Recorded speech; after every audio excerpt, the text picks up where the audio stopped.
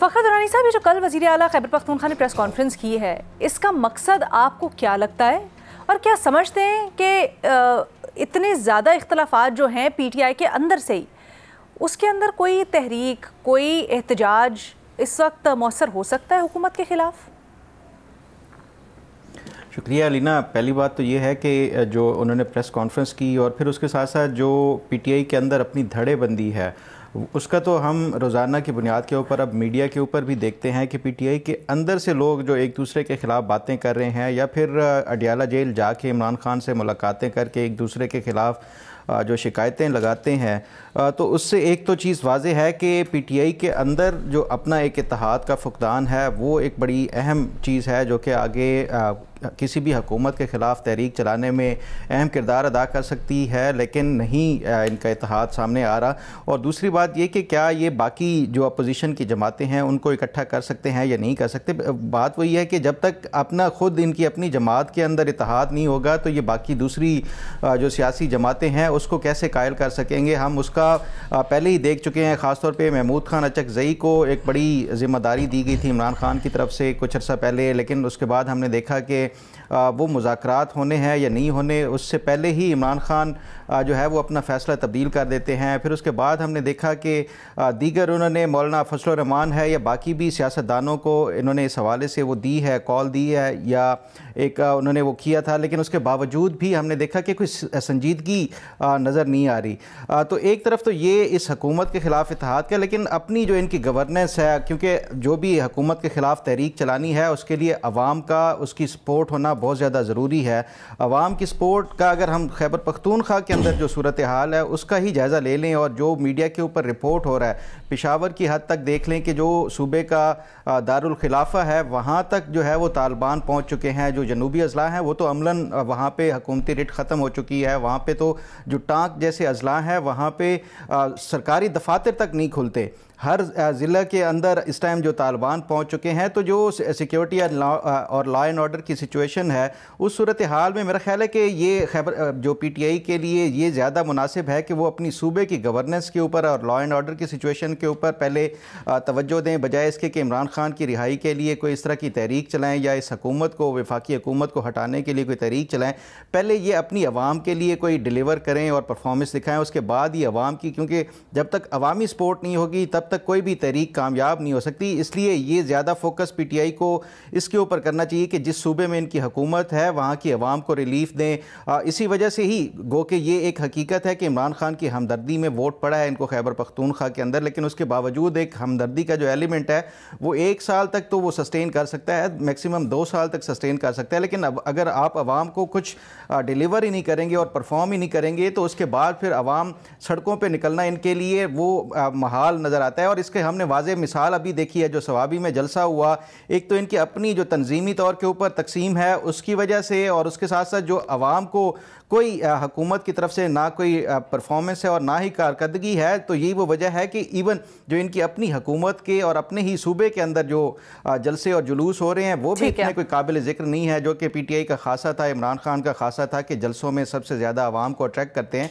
तो ये एक मैं नहीं समझता कि ये इस तरह की अपनी अंदरूनी इख्तलाफात और उसके साथ साथ जो लैक ऑफ परफॉर्मेंस और गवर्नेंस है उसको देखते हुए ये कोई भी हुकूमत के ख़िलाफ़ इस टाइम तहरीक चलाने के और कामयाब तहरीक चलाने के काबिल नज़र आ रहे हैं। ठीक है भट्टी साहब, क्या आपकी भी यही राय है? और अगर इसको मान भी लिया जाए तो PTI की जो सीनियर क़यादत है वो क्यों इकट्ठा नहीं कर पा रही सबको, या जो ग्रीवियंसेस हैं पार्टी के अंदर एक दूसरे से वो क्यों सॉल्व नहीं हो पा रहे? मैडम शेख, अभी मेरा भाई फ़खर परफॉर्मेंस और कारकर्दगी की बात कर रहा था। परफॉर्मेंस और कारकर्दगी पर यहाँ कब वोट पड़ते हैं? परफॉर्मेंस और कारकर्दगी पर यहाँ कब हुकूमतें बनती हैं? परफॉर्मेंस और कारकर्दगी पर यहाँ कब असम्बलियों में अक्सरियतें मिलती हैं? पहली बात। दूसरी बात, मैडम शेख, बिलाशुबा वफाक सुतेलों जैसा सलूक कर रहा है KP से, दहशतगर्दी में उलझा हुआ दलदल, दहशतगर्दी की दलदल में फंसा हुआ सूबा, पाकिस्तान का हिस्सा, लेकिन चूँकि वहाँ PTI की हुकूमत है इसलिए शहबाज हुकूमत बिल्कुल लिफ्ट नहीं करा रही। वफाक को KP के मसाइल हल करने चाहिए, मसाइल ज़्यादा हैं वहाँ, वसाइल कम हैं वहाँ, और वफाक बराए मेहरबानी सुतेलों जैसा उसके साथ सलूक ना करे। तीसरी बात मैडम शेख, बिलाशुबा पीटीआई जो आवाज़ उठा रही है वो बिल्कुल ठीक उठा रही है कि इंसानी हकूक़ की पामालियाँ, चादर चार दीवारी के तकद्दुस की पामालियाँ, इलेक्शन धांधली, 26वीं आईनी तरमीम, पीका कानून, अदालती हुक्मनामों की खिलाफ वर्जियाँ और ढेर सारे मसाइब जिसमें दहशतगर्दी का नासूर भी है। केपी और वफाक की पॉलिसी भी इस पे 1 पेज पे नहीं है। और मईशत बहाली और हुकूमत क्या ब्रीक वारदात डाल गई है इसमें, ये जो 7 रुपये 41% और 7 रुपये 41 पैसे और 7 रुपये 49 पैसे, यानी मैं हैरान हूँ कि इश्तिहारात छप रहे हैं, शादियाने बज रहे हैं खुशियों के। 17,000 मेगावाट एवरेज है सालाना हमारी खपत और 43,000 मेगावाट के मुआहदे हुए निजी बिजली घरों से। 25,000 मेगावाट हमारे ट्रांसमिशन सिस्टम में मैक्सिमम आ सकता है और 43,000 मेगावाट के मुआहदे हैं।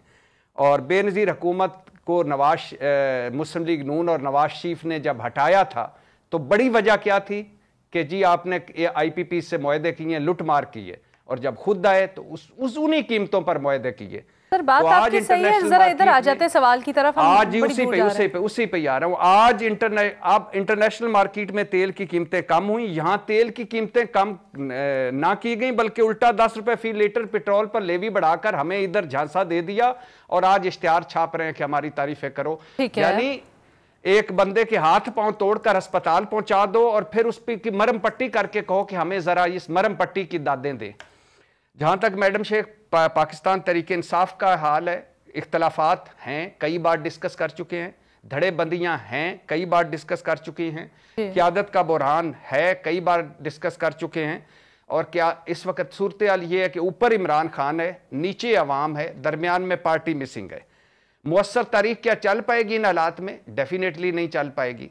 लेकिन मैडम शेख लेकिन ये जो अब का शोर शराबा मचा हुआ है इसमें स्क्रिप्टेड भी है, रॉन्ग नंबर भी हैं, ब्रूटस भी हैं और ज्यादा चूरी खाने वाले मजनू हैं। मैडम शेख कई बार मैंने भी हम सारों ने इस पे अली अमीन गंडापुर साहब पे उन पर तनकीद की और बहुत बिल्कुल ठीक तनकीद भी की, उनकी ज़बान के हवाले से, उनकी गवर्नेंस के हवाले से, उनके इhtजाज के आखिरी लम्हों में निकल जाने के हवाले से। ठीक है। मगर पिछले 1 साल में आप देख लें, आखिरी चंद जुमले हैं, पिछले 1 साल में आप देख लें, आप जरा उसकी पूरी तरतीब उठा के देख लें, कितनी पाकिस्तान तरीके इंसाफ की क़यादत इhtजाजों में, लॉन्ग मार्चों में, रैलियों में, जलसों में, जलूसों में और सड़कों पर नजर आई। पंजाब की क़यादत सारी कहाँ है? सिंध की क़यादत सारी कहाँ है? वफाक की क़यादत सारी कहाँ है? 5% से ज्यादा लोग तो ये बाहर नहीं निकलते।